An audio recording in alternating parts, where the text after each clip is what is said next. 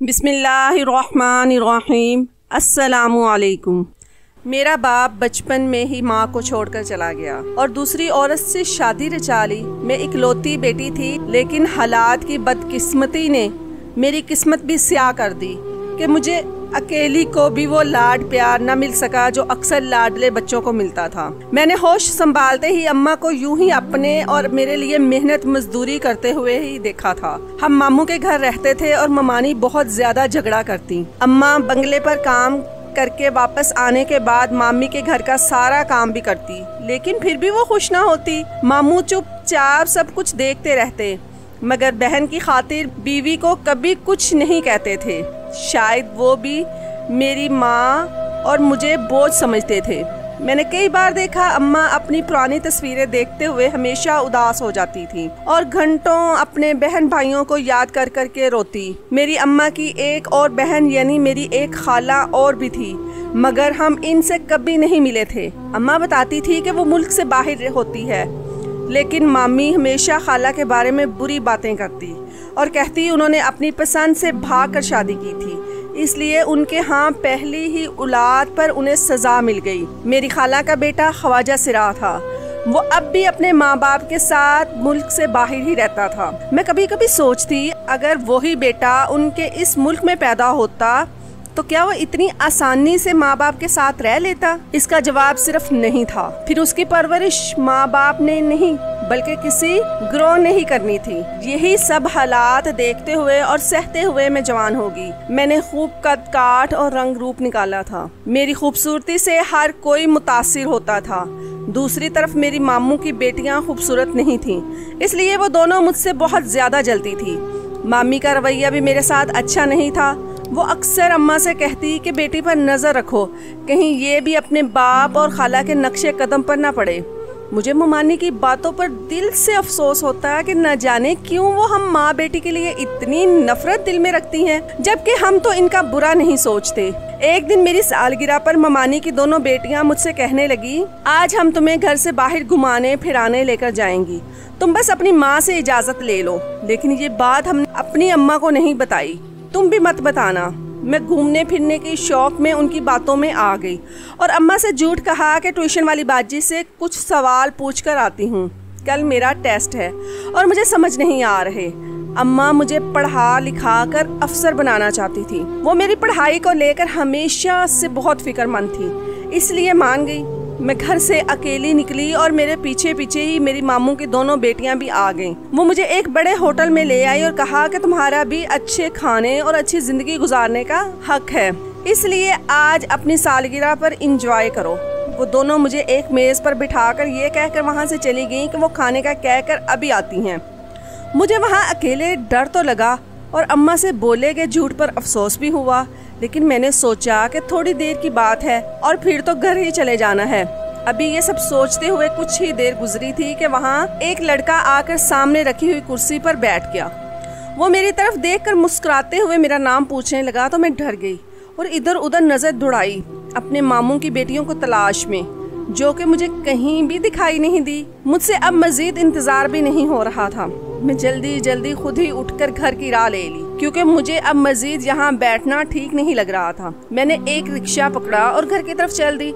जब मैं घर पहुँची तो मेरे पैरों तले से जमीन ही निकल गई, क्योंकि मामू की दोनों बेटियां तो घर वापस आ चुकी थी और सेहन में बैठी थी, जबकि इसी सेहन के बीचों बीच मेरी अम्मा बैठी सर पीट रही थी और मामी ने चीख चीख कर घर के दरो दीवार हिला दिए थे। मुझे कुछ गलत होने का एहसास हो चुका था। सब लोगों की नजर जब मेरी तरफ उठी तो मामी ने दौड़कर मुझ पर चील की तरह हमला कर दिया और मुझे मारना पीटना शुरू किया।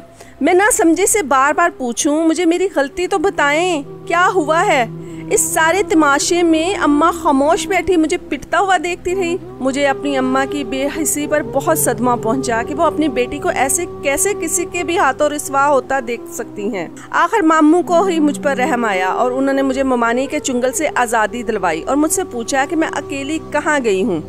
तो मैंने झट से कह दिया, मामू मैं तो आपकी बेटियों के साथ ही घूमने गई थी, जिस पर वो दोनों साफ मुकर गईं तो मैंने रोते हुए कहा कि ये लोग झूठ बोल रही हैं। यहाँ एक मर्तबा फिर ममानी ने मुझ पर हमला कर दिया और कहा कि मैं उसकी बेटियों पर इल्ज़ाम लगा रही हूँ। मैंने कहा कि मैं क्यों इल्ज़ाम लगाऊंगी जबकि हम तीनों साथ गए थे।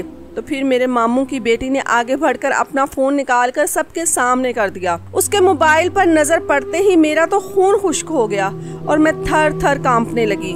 वहाँ तो उसी लड़के के साथ मेरी तस्वीरें मौजूद थी जो होटल में मेरे पास आकर बैठा था। मेरी कज़न ने मजीद सबको बताया कि हमारा कोचिंग सेंटर इसी होटल के पास है और वापसी पर यह सब हमने खुद अपनी आंखों से देखा है। अब तो ममानी ने हम माँ बेटी पर जुल्म के पहाड़ ही तोड़ डाले और मामू भी एक लफ्ज नहीं सुन रहे थे। मैंने सबको रो रो कर सच्चाई बताने की कोशिश की, लेकिन किसी ने भी मेरी एक नहीं सुनी, बल्कि ममानी ने हमें इस घर से निकल जाने का हुक्म दे दिया। कब से खामोश बैठी अम्मा ने लबे कुशाई की और बस इतना कहा, चलो मेरे साथ, अब इस घर में हमारा दाना पानी खत्म हो गया है। मैंने अम्मा के पाँव पकड़े और कहा कि ये सब मेरी वजह से हुआ है, वो मुझे किसी यतीम खाने में छोड़ आए, खुद को इस उम्र में यूं दर दर की ठोकरें खाने पर मजबूर न करें। मगर अम्मा ने मेरी एक न सुनी और हम मामू का घर छोड़ आए। अम्मा मुझे अपने साथ लेकर ट्रेन में बैठ गई। हम न जाने कहाँ जा रहे थे, कोई नामालूम मंजिल ही थी जिसके बारे में मुझे नहीं पता था। 2 दिन का सफर करके हम लोग ट्रेन से उतर गए और टैक्सी में बैठकर काफी महंगे और खूबसूरत इलाके में आ गए। इन 2 दिनों में अम्मा ने कोई भी मुझसे बात नहीं की और बस सफर में चुपचाप ही रही। मुझे अफसोस था कि अम्मा को भी मुझ पर यकीन नहीं। टैक्सी एक बड़े से गेट पर आकर रुक गई। इतना बड़ा और खूबसूरत घर देखकर मेरी तो आंखें खुल गईं। अम्मा ने बेल बजाई तो घर के अंदर दरवाजे के साथ बैठे चौकीदार ने दरवाजा खोला और हम माँ बेटी घर के अंदर चले गए। घर अंदर से बाहर से भी ज्यादा खूबसूरत और आलीशान था। मुलाजिम हमें अंदर पहुँचाकर खुद लौट गया और हम आरामदा सोफे पर बैठ गए। कुछ ही देर बाद एक खातून कमरे में दाखिल हुई। उन्होंने बहुत महंगा लिबास पहना हुआ था। अम्मा जो इतने दिन से चुप का रोजा रखे बैठी थी, फौरन इस औरत से हंस हंस कर मिलने लगी और दोनों आपस में यूं मिली जैसे नहायत बेतकल्लफी हो। अम्मा ने मेरी तरफ इशारा करके कहा कि ये मेरी बेटी है। वो औरत फौरन से पहले मेरी तरफ लपकी और बेइख्तियार गले लगा लिया। अम्मा ने मुझे बताया तब कि ये तुम्हारी खाला है और अपने मुल्क वापस आ गई है। मुझे ये जानकर बहुत हैरानी हुई और ये साथ ही सोच भी आई कि अम्मा को खाला का कैसे पता चला। क्या दोनों बहनें राब्ते में थी? मैं भी अब नॉर्मल हो चुकी थी और अपनी खाला से खुश दिली से मिली और बातें की। मुझे खाला के बेटे को देखने का बहुत इश्तियाक हो रहा था, जिसे सब ख्वाजा सिरा कहते थे, मगर वो कहीं भी नजर नहीं आया। कुछ देर बाद हमने अपनी जिंदगी का पहला लजीज तरीन खाना खाया और खाला ने हम माँ बेटी को हमारा कमरा दिखाया जहाँ हम आराम करने वाले थे। मैं तो नरम बिस्तरे पर दराज होते हुए सब कुछ भूल भाल गई और चैन की नींद सो गई। मगर उस आधी रात को अम्मा ने मुझे जगा दिया और कुछ ऐसा कहा कि मेरी आंखें फटी की फटी रह गईं। अम्मा ने मुझसे कहा कि वो जल्द मेरी शादी खाला के बेटे से करना चाहती है क्योंकि मैंने उसका एतमाद तोड़ा है। मैंने अम्मा से कहा कि वो ऐसा नहीं करें, मुझे माफ़ कर दे। मैं उसे झूठ बोलकर घर से बाहर गई, लेकिन मेरा किसी लड़के के साथ कोई ताल्लुक नहीं। ममानी की बेटियां झूठ बोल रही हैं। लेकिन अम्मा मेरी कोई बात सुनने को तैयार न थी। मैंने भी पैंतरा बदल कर कह दिया कि आपने भी तो मुझसे झूठ बोला है और खाला से मिलती रही। तो अम्मा का हाथ मुझ पर उठ गया। मुझे यूँ लग रहा था ये मेरी अम्मा ही नहीं जिसे मैं जानती हूँ, ये किसी और के कंट्रोल में है। मैंने फिर कहा कि आपने मेरी शादी करनी है तो कर दें, मगर मुझ पर इल्ज़ाम तराशी करना बंद कर दें। अपना भाई अर्दान की झूठी मक्कार बेटियों की बातों में आकर मुझ पर कीचड़ नहीं उछालें। तब अम्मा ने मेरे सामने एक शर्त रखकर मेरा सर पर आसमान गिरा दिया और कहा कि अगर मैं खाला के बेटे से शादी कर लूँ तो वो मुझे माफ़ कर देंगी। जाहिर सी बात है वो एक ख्वाजा सिरा था और मैं इससे शादी कैसे कर सकती थी। मैंने फौरन अम्मा की बात से इनकार कर दिया तो उन्होंने खुलकर कहा कि अगर ये इल्ज़ाम ना भी लगता तो भी वो मुझे खाला के बेटे से ही ब्याने वाली थी। अगर मेरे दिल में माँ के लिए जरा से भी हमदर्दी है तो मुझे ये शादी करना ही होगी। मुझे अपनी माँ की संग दिली पर बहुत अफसोस हुआ, लेकिन इसके सिवा कोई दूसरा रास्ता नहीं था, इसलिए मैं मान गई। अगले दिन अम्मा ने खाला को भी ये खबर जब सुनाई कि मैं शादी के लिए मान गई हूँ, खाला भी खुश हो गई और मेरे सदके वारी जाने लगी। लेकिन मैं खुश नहीं थी और बुझे दिल से वहीं बैठी रही। दोनों बहनों का खुशी का कोई ठिकाना नहीं था। कुछ ही देर बाद अम्मा और खाला उठकर अंदर की तरफ चल गई, जबकि मैं वहीं बैठी हुई थी। लेकिन मैं भी ज्यादा देर वहाँ नहीं रही और उठकर उन्हें ढूंढने लगी। इतने बड़े घर में ढूंढना भी मुश्किल था, मगर ढूंढते हुए मुझे एक कमरे से खटपट की आवाजें आ गईं। मैंने दरवाजे में हल्का सा झांक कर देखा तो खाला ने अम्मा को नोटों से भरी हुई गुठियां दी थी, जिन्हें लेकर अम्मा का चेहरा खुशी से तमतमा रहा था। मुझे अब समझ आई तो खाला ने अम्मा को पैसों का लालच देकर अपने नामुकम्मल बेटे के लिए मेरा सौदा कर लिया था और अब मेरी शादी करवा रही थी। मगर अफसोस तो मुझे अपनी सगी माँ पर था, जिसने मेरे साथ ऐसा धोखा किया। मैं वहीं से चुपचाप लौट आई। जब अम्मा मेरे पास आई तो मैंने भी उससे मुंह मोड़ दिया और कहा कि मैं उसका लालच देख चुकी हूँ, मेरी माँ मेरा सौदा कर चुकी है। तब अम्मा अपने दुखड़े सुनाते हुए कहने लगी कि तुम्हारी खाला अमीर है और हमारे पास क्या है, इन पैसों से मैं घर खरीदूंगी जो हम दोनों का मजबूत ठिकाना होगा, और फिर तुम भी शादी के बाद अपने शौहर को अपनी मुट्ठी में करके ये सारा कुछ अपने नाम करवा लेना, बाद में जहाँ चाहे पसंद से शादी करना। मुझे अम्मा की बातें सुनकर अफसोस हुआ। मैंने साफ साफ कहा ये धोखा है, जो आप कर सकती हैं मैं नहीं। तो अम्मा ने भी तुर्की बा तुर्की जवाब दिया कि इस दुनिया ने भी हमारे साथ धोखा ही किया है, बदले में हम भी इन्हें वही वापस लौटा रहे हैं। पहले तुम्हारी खाला धोखे से मेरे मंगेतर के साथ भागकर शादी कर गई और फिर तुम्हारे बाप ने भी यही किया। बाद में एक भाई का आसरा था, उसने भी कभी मुखलिस होकर साथ न दिया। अब जिंदगी एक सुनहरी मौका दे रही है तो इसे गुनाह और सवाब के चक्कर में गवा दें। मैंने अम्मा से कहा कि मैं मानती हूँ इन सब ने गलत किया, लेकिन अब जो आप कर रही हैं इसके बाद इनमें और हम में क्या फर्क रह जाएगा। लेकिन अम्मा मेरी कोई बात भी सुनने समझने को तैयार नहीं थी। उसी रात अम्मा मुझे वहाँ अकेला छोड़कर वहाँ से चली गई। सुबह उठने पर खाला का रवैया भी बदल चुका था, क्योंकि उन्होंने मेरी कीमत दी थी। अब मैं एक तरह से उनके गुलाम थी। खाला ने मुझे कहा कि वो आज ही मेरा निकाह अपने बेटे से पढ़वाएंगी, जिसके लिए मैं दिल से राजी नहीं थी, मगर अम्मा की लालच ने मुझे भी चुप रहने पर मजबूर कर दिया। उसी दिन मेरा निकाह अपनी खालाजाद से हो गया।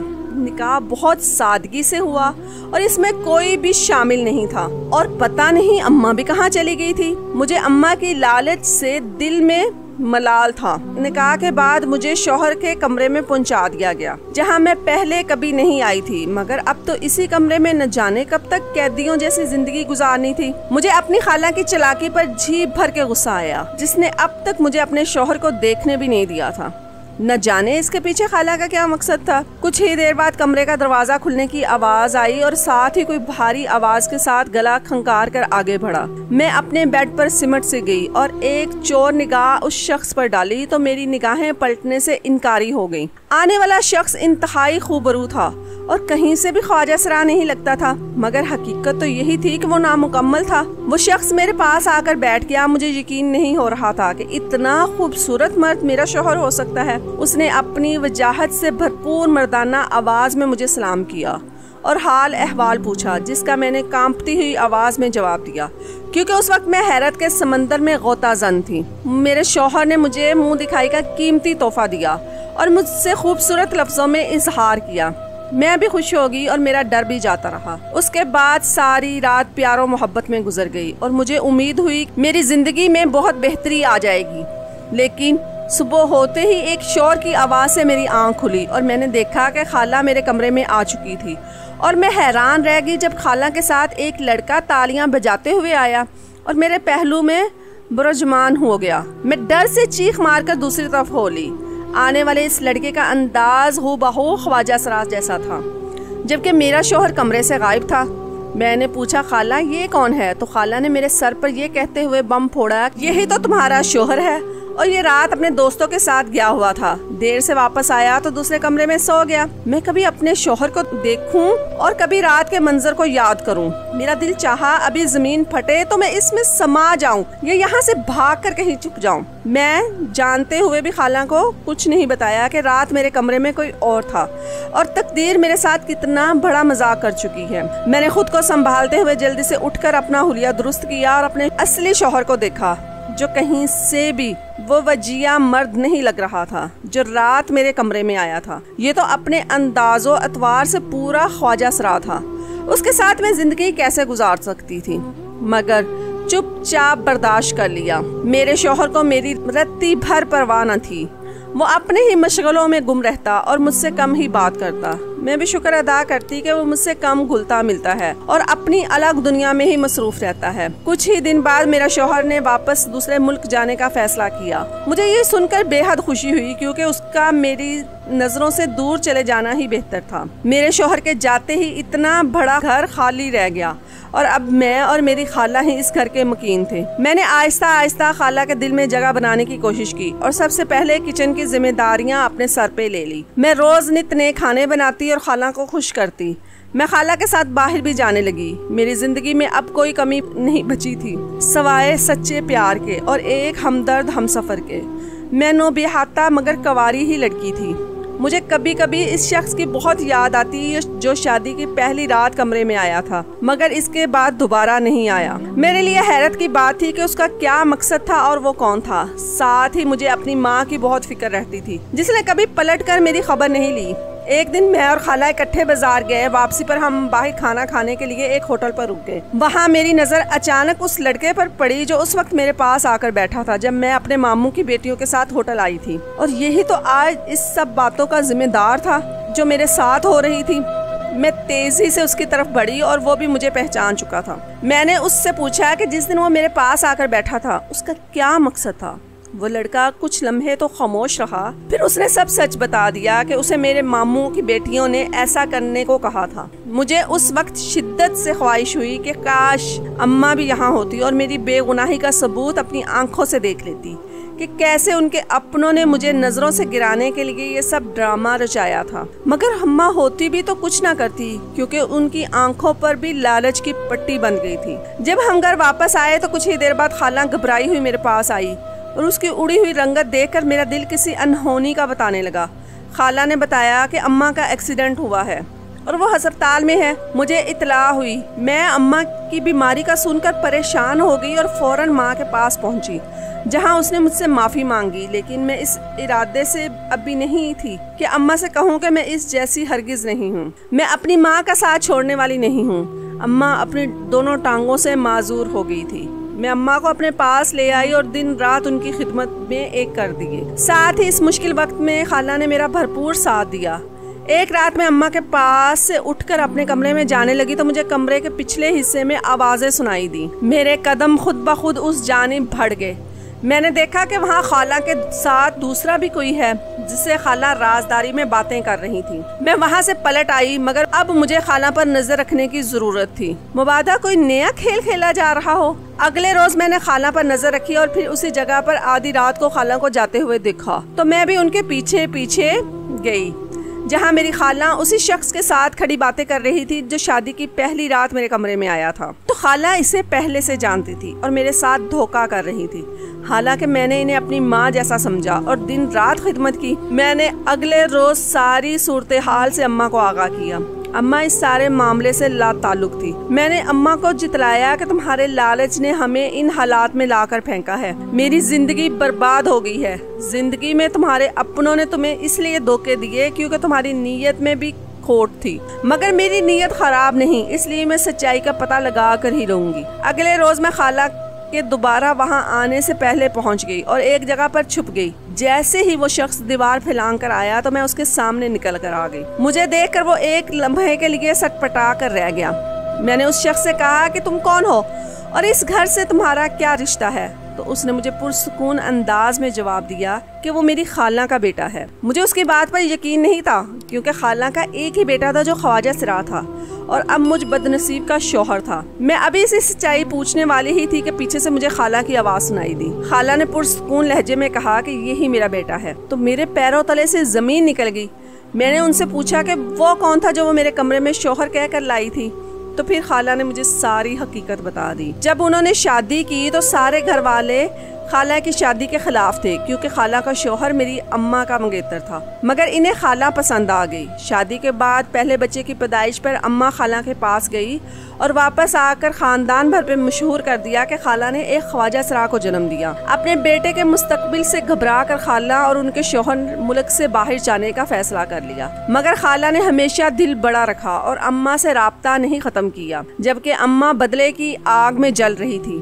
सिर्फ अम्मा को इस सच्चाई का इल्म था कि खाला का बेटा ठीक है, इसलिए कुछ साल बाद उन्होंने मेरा रिश्ता खाला के बेटे को देने के एवज भारी रकम का मुतालबा किया, मगर यहाँ मेरी खाला के बेटे ने माँ से कहा कि मैं किसी लालची लड़की से शादी नहीं करूँगा। इसलिए खाला ने मेरा इम्तिहान लेने की खातिर शादी की पहली रात के बाद अपने असली बेटे को सामने नहीं लाया और एक ख्वाजा सरा को नकली बेटा बनाकर कुछ अरसे तक मेरा जायजा लिया। मैं अपने इम्तिहान में कामयाब हुई क्योंकि मैंने कभी भी अपनी खाला की दौलत पर नजर नहीं रखी थी और ना ही इनकी दौलत का लालच मेरे दिल में था। मेरे शौहर और खाला ने मुझसे माफ़ी मांग ली और मैंने भी अपनी अम्मा की तरफ से खाला से माफ़ी मांगी। अब मैं अपने हकीकी शौहर के साथ ही रहती हूँ और दुनिया हमेशा हमारी जोड़ी को सराहती है। मेरी अम्मा इस दुनिया से जा चुकी हैं, मगर मुझे खुशी है कि जाते जाते उन्हें अपनी गलती को सुधारने और गुनाह की माफ़ी मांगने का मौका इस दुनिया में ही मिल गया था।